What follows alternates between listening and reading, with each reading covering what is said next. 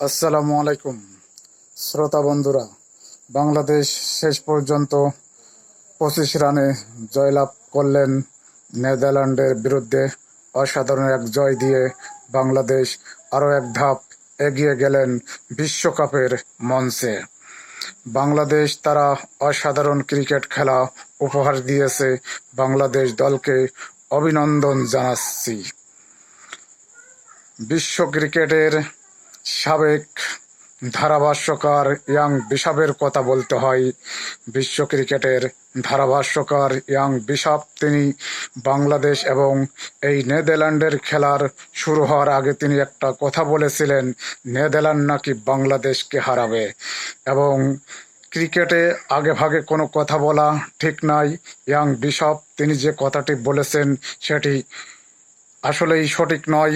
শেষ পর্যন্ত বাংলাদেশ তারা নেদারল্যান্ডকে 25 রানে পরাজিত করল।